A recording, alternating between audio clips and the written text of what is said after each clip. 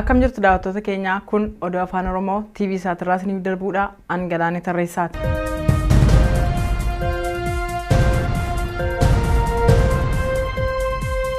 Warraaqsi biyyaalessaa Itoophiyaa dhiyeenya kana paartilee afuriin hundeeffame walgahii biyya Swiidin magaalaa Stookholmitti deeggartootaa wajjin taasise haala milkaa'in akka xumure beeksise. Walgahii kana irratti hoogganaan Arbanyooch Gimboot Sabaat Profeesar Biraanuu Naggaa hoogganaa adda Dimookiraasummaa Oromoo Obbo Leencoo Lataa fi hoogganaan paartii uummata Affaar Dr. Kontee Musaa argamaniiru. Swiidinitti qindeessaan warraaqsa biyyaalessaa Obbo Zalaalech Agasillaasee kaayyoo walgahichaa ibsaniiru. Profeesar Biraanuu Naggaa paartilee warraaqsa biyyaalessaa hundi tokkummaa Itoophiyaatti kan amananii fi rakkoo jiru karaa diimokiraataa ta'een furuun sirna diimokiraasii hordofuun murteessaa ta'utti kan waliigalan jedhan. Kun immoo walitti dhufuun waliin hojjechuuf akka isaan kakaase beeksisaniiru. Warraaqsi biyyaalessaa kun kan dhaabbilee malee bakka bu'iinsa sabaa akka hin qabne Profeesar Biraanuun himaniiru. Eenyu bakka bu'iinsa uummataa osoo hin argatin bakka bu'iinsa sabaa fi sablammootaa irratti hundaa'uun tokkummaa uumuu hin danda'u jedhan. Dhaabni kamuu tokkummaa Itoophiyaatti kan amanuuf sirna diimokiraatawaa hundeessuuf fedhii kan qabu yoo ta'e miseensa warraaqsa kanaa ta'uun hojjechuu akka danda'us dubbataniiru. Hoogganaan adda Dimookiraasummaa Oromoo Obbo Leencoo Lataa gama isaaniitiin qabsoon dhuunfaadhaan taasifamu eessaanuu akka nama hin geenye muuxannoon waggoota 25 darbanii barnoota jedhan. Biyyoonni dhiyaas akka bakka tokkotti qindoofnuuf fedhii qaba kan jedhan Obbo Leencoon warraaqsi biyyaalessaa kunis fagoo deemuun amantii isaanii ta'uu himaniiru. Uummanni Affaar tokkummaa Itoophiyaa yeroo kamuu hin mormu kan jedhan immoo hoogganaan paartii uummata Affaar Dr. Kontee Musaati. Sabaan gurmaa'uu kan barbaadaniif naannoon isaanii xiyyeeffannaa akka argatuuf waan ta'eef yeroo Itoophiyaan diimokiraatawaa ijaaramte siyaasi sabaa akka hafus Dr. Konteen beeksisaniiru. Biyya Noorweetti walgahicha irratti kan hirmaate atileet Mulgeetaa Zawudee uffata fakkii Obbo Andaargaachoo Tsigee irra jiru uffatee ittiin dorgomee fi waancaa badhaafame warraaqsa biyyaalessaa kanaaf kenneera. Qophii kana irratti galii baay'een akka walitti qabames qopheessitoonni beeksisaniiru.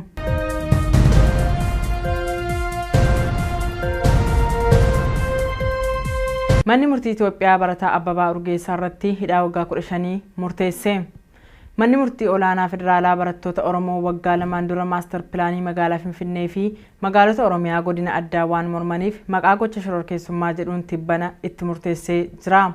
Manni murtichaa barataa Abbabaa Urgeessaa irratti hidhaa waggaa 15 kan murteesse barattoota Yuunivarsiitii Harammayyaa tapha kubbaa miilaa televezyiiniin daawwataa turan irratti boombii darbachuun barataan tokko akka du'u 40 immoo akka madaa'an taasiseera jechuudhaan himannaa abbaan alangaa dhiyeesse irratti hundaa'e akka ta'e beekameera. Barataa Abbabaa Urgeessaa mana hidhaa Shawaa Roobii keessa kan ture yommuu ta'u poolisiin guyyoota dhaddacha lamaan duraanii mana murtiitti dhiyeessuu waan hin dandeenyeef murtiin itti murtaa'e Sadaasa 19 akka dubbifamuuf beellamuu isaa gabaasuun keenya ni yaadatama. Manni murtichaa Sadaasa 9 barataa Addunyaa Keessoo fi barataa Bilisummaa Daammanaa hidhaa waggaa 4.5 itti murteessuun ni yaadatama. Barataa Tashaalaa Baqqalaa immoo hidhaa waggaa 1.2 itti murtaa'eera. Barattoonni Oromoo barnoota Yuunivarsiitii irraa qabamanii gara manneen hidhaatti ergaman kunneen maastar pilaanii magaalota godina addaa Oromiyaa bulchiinsa Finfinnee jala galchuuf qopheeffame mormuun ture.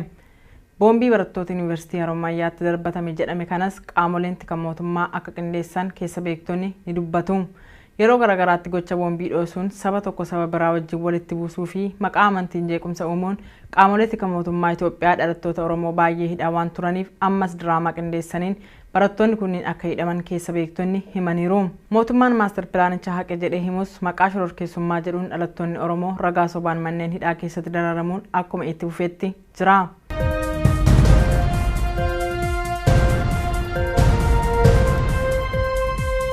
Fayyaan Dr. Fiqiruu Maaruu yaaddessaa akka ta'e Swiidin beeksifte.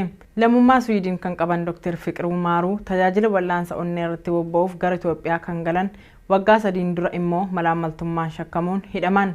Manni murtii federaalaa Dr. Fiqiruu Maaruu waggaa 4 fi ji'a 8 itti murteesseera. Dr. Fiqiruun yeroo hidhaa itti murtaa'e irra caalaa waan xumuraniif akkasumas amala gaarii waan qabaniif ji'a kana keessa hin hiikamu jedhamee eegamaa akka ture ministeera biyya alaa Swiidin wabeeffachuun raadiyoon biyyattii gabaaseera.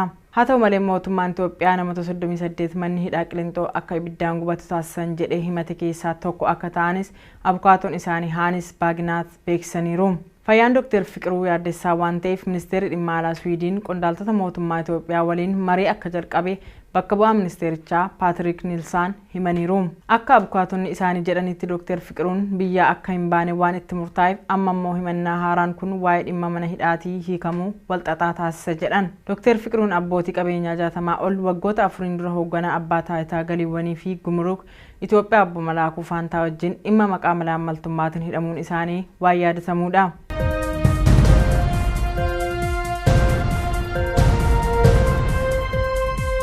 Ministeerri dhimma alaa Birteen mirga lammiilee biyyattii kabachiisuuf waadaa galan dhugoomsuu akka qaban paartiin Leebaar waamicha dhiyeesseera. Haala yeroo obbo Andaargaachoo Tsigee ilaalchisee paartiin Leebaar ibsa baaseen ministeerri dhimma alaa haaraa muudaman Booris Joonsan dhimma kanaaf xiyyeeffannoo addaa kenneen akka hordofaniif duulli mallattoo deeggarsa walitti qabu akka jalqaban beeksisan. Haala yeroo obbo Andaargaachoo Tsigee ilaalchisee paartiin Leebaar ibsa baaseen ministeerri dhimma alaa haaraa muudaman Booris Joonsan dhimma kanaaf xiyyeeffannoo addaa kennanii akka hordofaniif duulli mallattoo deeggarsa walitti qabu akka jalqaban beeksiseera. Ji'oota 3 darban obbo Andaargaachoon maatii fi qaama dhimmi ilaallatuun akka hin daawwatamne dhorkamuu isaanii paartichi beeksiseera. Ministeerri dhimma alaa tarkaanfii hatattamaa fudhachuu akka qaban paartichi gaafatee jira. Ministeerri dhimma alaa Biriteen dhiyeenya muudaman Booris Joonsan kabajamuu mirga lammiilee biyyattiif dursa kennanii akka hojjetan waadaa galan hojiirra oolchuun dhimma obbo Andaargaachootiif furmaata kennuu qabu jedheera. Ji'oota 3 darban mootummaan Itoophiyaa bakka bu'oonni mootummaa Biriteen obbo Andaargaachoon akka hin daawwanne dhorkuun isaa xiyyeeffannaa dhaabbilee mirga namaaf falmanii fi sabquunnamtii biyyattii ta'ee jira. Ministeerri dhimma alaa biyyattii duraanii Filiip Hoomaan ji'a dura Itoophiyaa wayita daawwatanii turanitti obbo Andaargaachoon tajaajila gorsa seeraa akka argataniif qondaaltota mootummaa Itoophiyaa wajjin waliigaluu isaanii himanii turan. Haa ta'u malee waliigalteen biyyoota lamaanii kun hanga ammaatti gara hojiitti akka hin jijjiiramne paartiin Leebaar beeksisaniiru. Ministeerri dhimma alaa Booris Joonsan sodaa qaamolee garaagaraa irraa dhiyaachaa jiruuf xiyyeeffannaa kennuun waa'ee dhimma obbo Andaargaachootiif furmaata hatattamaa akka kennan paartichi hubachiiseera.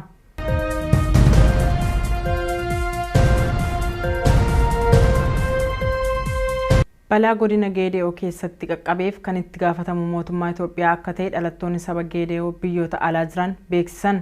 Godina Geediyootti balaa walitti bu'iinsaatiin qaqqabeef itti gaafatamummaa fudhachuu kan qabu mootummaa Itoophiyaa akka ta'e dhalattoonni saba Geediyoo biyyattii garaagaraa keessa jiraatan himan.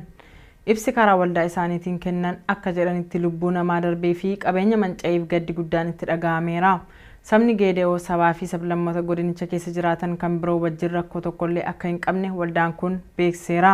Yeroo biyyattiin haala siyaasaa tasgabbaa'aa keessa hin jirretti lafa na ilaallata jedhuu fi walitti bu'iinsa uumuu danda'u irratti murtii kennuun walitti bu'iinsi akka uumamuuf sababa akka ta'e beeksisaniiru.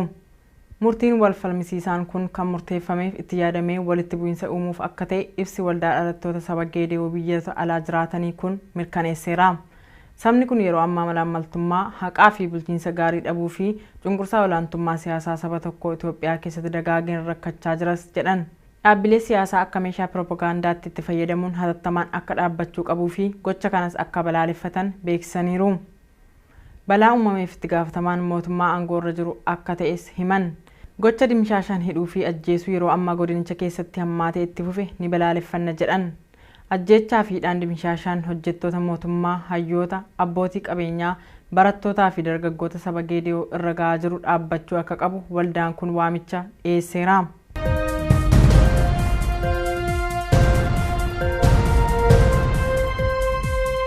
Itiyoophiyaan loltoota baay'ee daangaa Sudaan kibbaa irra qubachiiste. Itiyoophiyaan naannoo Gaambeellaa keessa loltoota baay'ee qubachiisuu ishee barruun Jeneraal Aviyeeshin jedhamu gabaaseera. Walitti bu'iinsa dhiyeenya kana Sudaan kibbaa keessatti uumame wajjin wal qabatee Itiyoophiyaan loltoota ishee daangaa biyyattii wajjin ittiin wal daangeessituu irra qubachiisuuf dirqamuu ishee barruun kun gabaaseera. Mootummaan Itoophiyaa garee riphee loltoota Riek Machaarii wajjin waliigaltee dhabuun naannichatti tasgabbiin akka hin jiraanneef sababa ta'uu akka malu qaamoleen adda addaa himaniiru. Naannichatti humni waraanaa baay'een qubatee akka jiru kan gabaase barruun Jeneraal Aviyeeshinii garuu sababa maaliif akka ta'e waan jedhe hin qabu. Itoophiyaan waliigaltee Sudaan kibbaa wajjin qabduun hoogganaan garee riphee loltoota Riek Machaarii akka daangaa Itoophiyaa hin seenne dhorkitee jirti.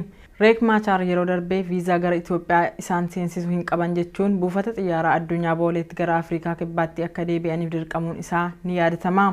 Waajjirri muummee garee riphee loltoota Riek Machaariin hoogganamu dhiyeenya daangaa Itoophiyaatti argama. Waajjira muummee garichaa dhiyeenya Gaambeellaatti argamu kanatti yeroo ammaa loltoonni baay'een qubatanii akka jiran beekameera. Mootummaan Itoophiyaa waa'ee qubannaa loltoota kanaa wanti jedhe hin jiru.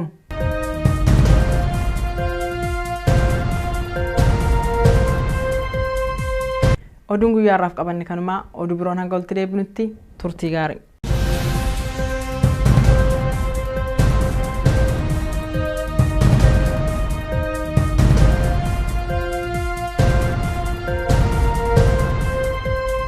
Biyyoonni dhiyaas akka bakka tokkotti qindoofnuuf fedhii qaba kan jedhan obbo Leencoon warraaqsi biyyaalessaa kunis fagoo deemuun amantii isaanii ta'uu himaniiru.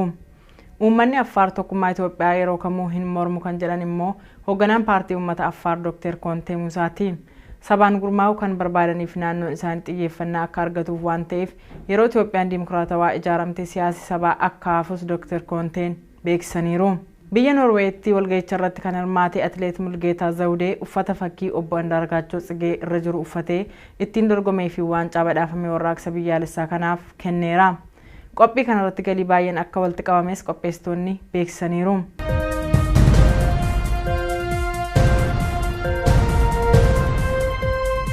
Manni murtii Itoophiyaa barataa Abbabaa Urgeessaa irratti hidhaa waggaa 15 murteesse.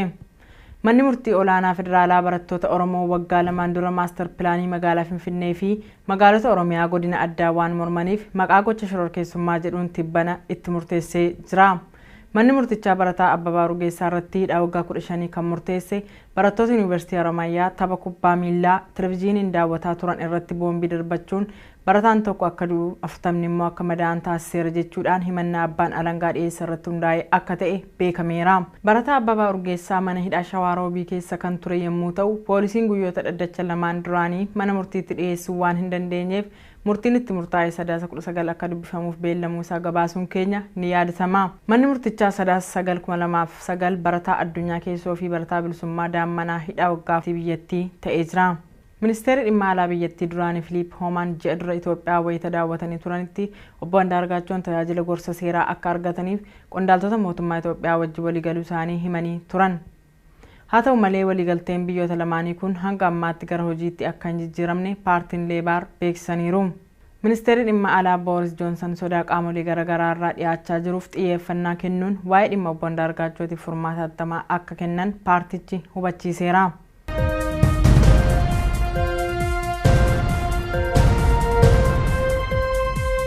Balaa godina Geediyoo keessatti qaqqabeef kan itti gaafatamu mootummaa Itoophiyaa akka ta'e dhalattoonni saba Geediyoo biyyoota alaa jiran beeksisan. Godina Geediyootti balaa walitti bu'iinsaatiin qaqqabeef itti gaafatamummaa fudhachuu kan qabu mootummaa Itoophiyaa akka ta'e dhalattoonni saba Geediyoo biyyattii garaagaraa keessa jiraatan himan. Ibsi karaa waldaa isaaniitiin kennan akka jedhanitti lubbuu namaa darbee fi qabeenya manca'eef gaddi guddaan itti dhaga'ameera. Sabni Geediyoo sabaa fi sablammoota godinicha keessa jiraatan kan biroo wajjin rakkoo tokkollee akka hin qabne waldaan kun beeksiseera. Yeroo biyyattiin haala siyaasaa tasgabbaa'aa keessa hin jirretti lafa na ilaallata jedhuu fi walitti bu'iinsa uumuu danda'u irratti murtii kennuun walitti bu'iinsi akka uumamuuf sababa akka ta'e beeksisaniiru. Murtiin wal falmisiisaan kun kan murteeffameef itti yaadamee walitti bu'iinsa uumuuf akka ta'e ibsi waldaa dhalattoota saba Geediyoo biyyoota alaa jiraatanii kun mirkaneesseera. Sabni kun yeroo ammaa malaammaltummaa haqaa fi bulchiinsa gaarii dhabuu fi cunqursaa olaantummaa siyaasaa saba tokkoo Itoophiyaa keessatti dagaageen rakkachaa jiras jedhan.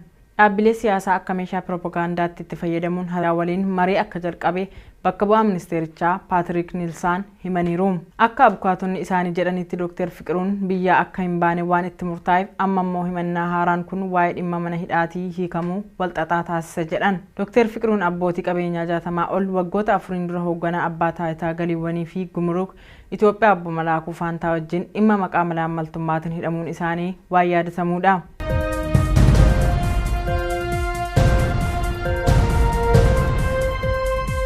Ministeerri dhimma alaa Birteen mirga lammiilee biyyattii kabachiisuuf waadaa galan dhugoomsuu akka qaban paartiin Leebaar waamicha dhiyeesseera. Haala yeroo obbo Andaargaachoo Tsigee ilaalchisee paartiin Leebaar ibsa baaseen ministeerri dhimma alaa haaraa muudaman Booris Joonsan dhimma kanaaf xiyyeeffannoo addaa kenneen akka hordofaniif duulli mallattoo deeggarsa walitti qabu akka jalqaban beeksisan. Haala yeroo obbo Andaargaachoo Tsigee ilaalchisee paartiin Leebaar ibsa baaseen ministeerri dhimma alaa haaraa muudaman Booris Joonsan dhimma kanaaf xiyyeeffannoo addaa kennanii akka hordofaniif duulli mallattoo deeggarsa walitti qabu akka jalqaban beeksiseera. Ji'oota 3 darban obbo Andaargaachoon maatii fi qaama dhimmi ilaallatuun akka hin daawwatamne dhorkamuu isaanii paartichi beeksiseera. Ministeerri dhimma alaa tarkaanfii hatattamaa fudhachuu akka qaban paartichi gaafatee jira. Ministeerri dhimma alaa Birteen dhiyeenya muudaman Booris Joonsan kabajamuu mirga lammiilee biyyattiif dursa kennanii akka hojjetan waadaa galan hojiirra oolchuun dhimma obbo Andaargaachootiif furmaata kennuu qabu jedheera. Ji'oota sadeen darban mootummaan Itoophiyaa bakka bu'oonni mootummaa Biriteen obbo Andaargaachoon akka hin daawwanne dhorkuun isaa xiyyeeffannaa dhaabbilee mirga namaaf falmanii fi sabquunnamtii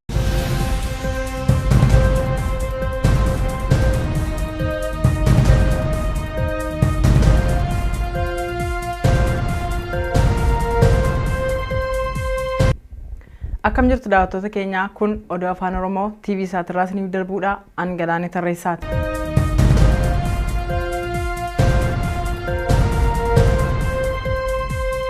Warraaqsi biyyaalessaa Itoophiyaa dhiyeenya kana paartilee afuriin hundeeffame walgahii biyya Swiidin magaalaa Stookholmitti deeggartootaa wajjin taasise haala milkaa'in akka xumure beeksise. Walgahii kana irratti hoogganaan Arbanyooch Gimboot Sabaat, Profeesar Biraanuu Naggaa, hoogganaa adda Dimookiraasummaa Oromoo obbo Leencoo Lataa fi hoogganaan paartii uummata Affaar Dr. Kontee Musaa argamaniiru. Swiidinitti qindeessaan warraaqsa biyyaalessaa obbo Zalaallee Tsagga-Sillaasee kaayyoo walgahichaa ibsaniiru. Profeesar Biraanuu Naggaa paartilee warraaqsa biyyaalessaa hundi tokkummaa Itoophiyaatti kan amananii fi rakkoo jiru karaa diimokiraataa ta'een furuun sirna diimokiraasii hordofuun murteessaa ta'utti kan walii galan jedhan. Kun immoo walitti dhufuun waliin hojjechuuf akka isaan kakaase beeksisaniiru. Warraaqsi biyyaalessaa kun kan dhaabbilee malee bakka bu'iinsa sabaa akka hin qabne Profeesar Biraanuun himaniiru. Eenyu bakka bu'iinsa uummataa osoo hin argatin bakka bu'iinsa sabaa fi sablammootaa irratti hundaa'uun tokkummaa uumuu hin danda'u jedhan. Dhaabni kamuu tokkummaa Itoophiyaatti kan amanuuf sirna diimokiraatawaa hundeessuuf fedhii kan qabu yoo ta'e miseensa warraaqsa kanaa ta'uun hojjechuu akka danda'us dubbataniiru.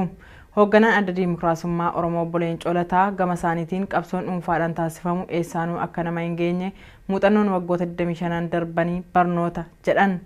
Bifuriif ji'a 5 itti murteessuun ni yaadatama. Barataa Tashaalaa Baqqalaa immoo hidhaa waggaa 1 fi ji'a 2 itti murtaa'eera. Barattoonni Oromoo barnoota yuunivarsiitii irraa qabamanii gara manneen hidhaatti ergaman kunneen maastar pilaanii magaalota godina addaa Oromiyaa bulchiinsa Finfinnee jala galchuuf qopheeffame mormuun ture. Boombii barattoota yuunivarsiitii Harommayyaatti darbatame jedhame kanas qaamoleen tika mootummaa akka qindeessan keessa beektonni ni dubbatu. Yeroo garagaraatti gocha boombii dhoosuun saba tokko saba biraa wajjin walitti buusuu fi maqaa amantiin jeequmsa uumuun qaamolee tika mootummaa Itoophiyaa dhalattoota Oromoo baay'ee hidhaa waan turaniif ammas diraamaa qindeessaniin barattoonni kunniin akka hidhaman keessa beektonni himaniiru. Mootummaan maastar pilaanicha haqe jedhee himus maqaa shororkeessummaa jedhuun dhalattoonni Oromoo ragaa sobaan manneen hidhaa keessatti dararamuun akkuma itti fufeetti jira.